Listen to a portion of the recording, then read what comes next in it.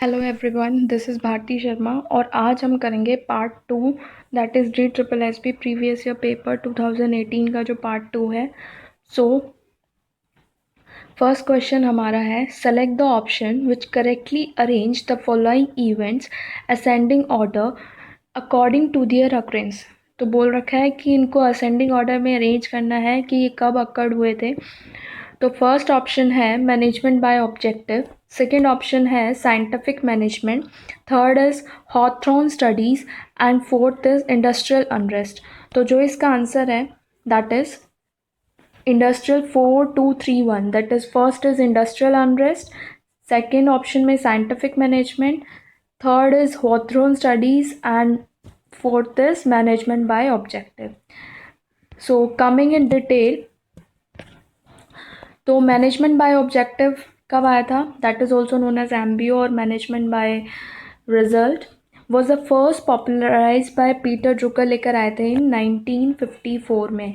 कब आया था? 1954 में।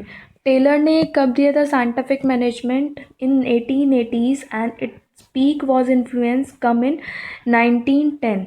सब 1910 में सबसे ज़्यादा मतलब टेलर का ये इन्फ्लुएंस हुआ था साइंटिफिक मैनेजमेंट। अगर हम हॉथरॉन स्टडीज़ की बात करते हैं तो ये हॉथरॉन स्टडीज़ आए थे इन 1920 and industrial unrest was first seen through the labour revolt in France in 1831 to 1848। तो हमें सीक्वेंस मिल गया, पहले हमारा Hawthorne study industrial unrest, next is scientific management, third is Hawthorne studies and fourth is हमारा MBO। So यही हमारा answer है। Next question, a balance score card is, balance score card क्या होता है? So first option is a tool to balance capital and current liability, second a method to evaluate financial performance of a firm, third essentially a balance sheet of financial matters, and fourth a tool for assessing strength and weakness in a balanced way। तो जो हमारा answer हो जाएगा score card का, balance score card क्या होता है? a tool for assessing strengths and weakness in a balanced way।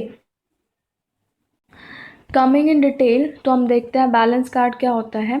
A balance score card is a visual tool use to measure the effectiveness of the activity against the strategic plan of a company. ये balance card basically क्या measure करता है? Effectiveness को major करता है कि जो हमने प्लान्स बनाए थे वो कितने इफेक्टिव हैं। सो बैलेंस कोड कार्ड क्या क्या शो करता है? Financial, how do we appear to the share holders, next is internal, at what process should we excel, next is innovation, what should we learn to grow and prosper, and last is customer, how do our customer perceive us। This is a balance scorecard basically। Next question, which of the following is not a characteristic of successful strategic alliances। पूछा है इनमें से कौन सा strategic alliance का characteristic नहीं है। तो जो हमारा फर्स्ट ऑप्शन है कॉन्फ्रंटेशन, सेकेंड ऑप्शन है balance contribution, third is goal capability and fourth is synergy. तो जो हमारा आंसर हो जाएगा वो क्या हो जाएगा? Confrontation. Coming in detail, strategic alliances क्या होते हैं? तो strategic alliance is basically an agreement between two or more parties to pursue a set of agreed upon objectives needed while remaining independent organization। एक अलाइंस है, ये एक agreement है between two और मोर पार्टीज कि वो अपने ऑब्जेक्टिव्स को एक साथ परस्यू करेंगे। The form of cooperation line between the mergers and acquisition and organic growth। Strategic alliance occurs when two or more organizations joins together to pursue mutual benefits। When two or more organizations join together और उनका जो motive होता है वो क्या होता है? Mutual benefits. मतलब एक बेनिफिट, म्यूचुअल बेनिफिट्स के लिए वो ऑर्गेनाइजेशन एग्रीमेंट बनाती है, मिलती है, ज्वाइन करती है। This is known as strategic alliances. Next question, which of the following is not a factor that determine the capital structure of the company. पूछा है इनमें से कौन सा ऐसा फैक्टर है जो हमें ये नहीं बताता है कि ये कैपिटल स्ट्रक्चर, हमारी कैपिटल स्ट्रक्चर, जो कंपनी की कैपिटल स्ट्रक्चर है उसको डिटरमाइन नहीं करता। तो जो first option is debtor turnover ratio, second is financial leverage, third is legal framework, and fourth is cash flow abilities. So our answer is debtors turnover ratio. Debtors turnover ratio हमारी capital structure को नहीं बताता है, बाकी तीनों हमारे बताते हैं. Next, the United Nation establish the United Nation commission on international trade law in the year. तो United Nation commission on international trade law कब लेकर आए थे? तो इन 1966 में जो हमारा United Nation commission on international trade law आया था. Next question, ABC Limited buys 77% of available share of XYZ Corporation. Which of the following can be said about XYZ Corporation? अगर कोई ABC कंपनी है, वो क्या करती है, वो XYZ कंपनी के 77% शेयर्स को ऑन कर लेती है, तो XYZ कॉरपोरेशन को हम क्या बोलेंगे? तो it is no longer a company, ऐसा तो नहीं है कि वो कंपनी नहीं रहेगी. बाकी it is a holding company, ऐसा भी नहीं है. It is an independent company, no. It is a subsidiary company. Basically वो क्या बन जाती है? एक सब्सिडरी कंपनी बन जाती है. सब्सिडरी कंपनी क्या होती है? Subsidiary company is a company owned and control by another company. Subsidiary company क्या होती है कि वो कंपनी होती है जो कंट्रोल और ऑन दोनों ही दूसरी किसी कंपनी से कंट्रोल्ड होती है, और उसका ओनरशिप भी दूसरी किसी कंपनी के पास होता है. जिस कंपनी के पास उसका ओनरशिप होता है, that is known as parent company. The owning company is called parent company, और उसी कंपनी को हम क्या बोलते हैं? होल्डिंग कंपनी भी बोलते हैं. A subsidiary's parent company may be a sole owner or one or several owners. तो सब्सिडरी कंपनी जो होती है, उसके पेरेंट कंपनी कोई भी हो सकता है, या तो सोल एक भी हो सकते हैं और बहुत सारे ओनर्स भी हो सकते हैं.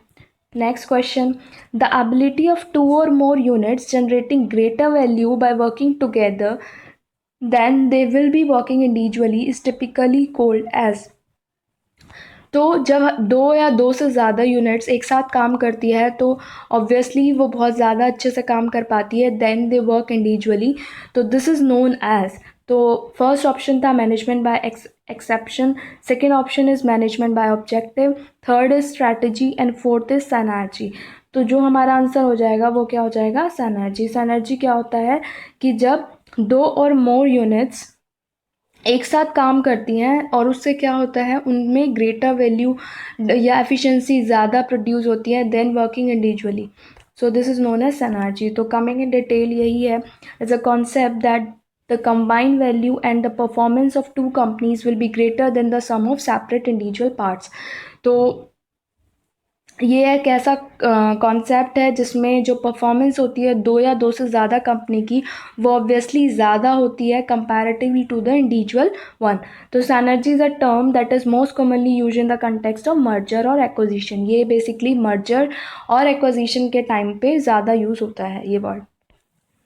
Find the odd one out with regard to the performance evaluation technique. तो पूछा है कि इनमें से कौन सा परफॉर्मेंस इवैल्यूएशन टेक्निक का पार्ट नहीं है.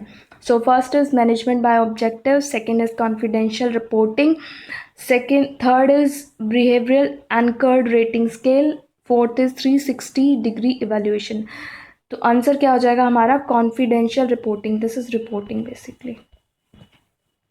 तो हमारा आंसर क्या हो जाएगा? Confidential reporting. Coming in detail, तो परफॉर्मेंस इवैल्यूएशन टेक्निक्स कौन कौन सी होती है? तो जब हम ट्रेडिशनल टेक्निक्स और मॉडर्न टेक्निक्स, तो बेसिकली ये क्या है? ये है कि कोई वर्कर है या कोई भी इंडिविजुअल है, वो किस तरीके से परफॉर्म कर रहा है, और उसकी परफॉर्म को हम कैसे इवैल्यूएट करें या मेजर करें. तो there is many of the techniques. तो ट्रेडिशनल की बात करें तो रैंकिंग मेथड, रैंक दे दें, पेयर्ड कंपैरिजन करें, ग्रेडिंग दे दें, फोर्स डिस्ट्रीब्यूशन मेथड करें, force choice method, checklist method, critical incident method, so essay method, field review method, confidential report. These are all traditional methods. And modern methods की बात करें तो जो हमारे क्वेश्चन में आया हुआ था वो मॉडर्न मेथड्स से रिलेटेड था. तो मॉडर्न मेथड की बात करते हैं तो management by objective, behaviourally anchored rating scale, third is assessment centre, fourth is 360 degree appraisal, and fifth is cost accounting method. तो ये सारे मेथड जो हमारे मॉडर्न मेथड्स हैं, और जो बाकी ये हैं ये सारे हमारे ट्रेडिशनल मेथड्स हैं. Next, the purchase price of lock is 100 per unit, while the carrying cost counts to be 5%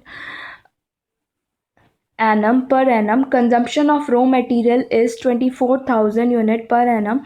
Ordering cost is 10 per order. What will be the EOQ? Economic order quantity इसमें पूछा हुआ है.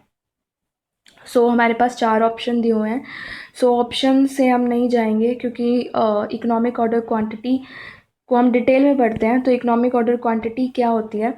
Economic order quantity is an ideal order quantity company should purchase to minimize inventory cost such as holding cost, shortage cost and order cost. Economic order quantity एक ideal order quantity है कि company को कितना कम से कम किस तरीके से purchase करना चाहिए ताकि वो मिनिमाइज कर सके अपनी इन्वेंट्री कॉस्ट को. So formula is 2 into D is annual demand basically into S is cost per unit upon H is holding cost. और होल्डिंग कॉस्ट हमारी कैसे आती है? डायग्राम में बहुत अच्छे से बताया हुआ है. होल्डिंग कॉस्ट आती है I into C, that is holding cost in percentage into consumption, that is. So economic order quantity जो हमारा क्वेश्चन में क्या क्या गिवन था, हमारे क्वेश्चन में गिवन है purchase price of lock is 100 per unit and carrying cost हमारे पास 5% दिया हुआ है. कंजप्शन हमारे पास 24,000 दिया हुआ है और ऑर्डरिंग कॉस्ट हमारे पास 10 पर ऑर्डर दिया हुआ है. तो EOQ निकालना है. अब EOQ जब हम निकालते हैं तो हमारे पास कैसे क्या हो जाएगा? √2 into 24,000 into 10 upon that is holding cost हमारे पास कैसे निकलेगी? 5% ऑफ 100 पर यूनिट. तो 5% ऑफ 100 पर यूनिट क्या हो जाएगा? 5 हो जाएगा. सो हमारे पास क्या आएगा? √2 इंटू 24,000 इंटू 10 अपॉन 5. जब हम इसको सॉल्व करते हैं तो 5 सो हमारा आंसर अप्रॉक्स में आएगा and the answer is 310 approx. Okay. So next question क्या है हमारा? Who among the following propounded 14 basic principles of management. तो हमारे बेसिक प्रिंसिपल्स ऑफ मैनेजमेंट 14 जो प्रिंसिपल्स थे वो किसने दिए थे? So first option is Henri Fayol, second is David Ricardo, third is FW Taylor and fourth is Alfred Marshall. तो हमारा आंसर क्या हो जाएगा? हेनरी फेयोल ने हमारे 14 प्रिंसिपल ऑफ मैनेजमेंट दिए थे. Thank you and hope you like my video. Please like and share and subscribe my channel so that you can get the latest videos updates. Thank you.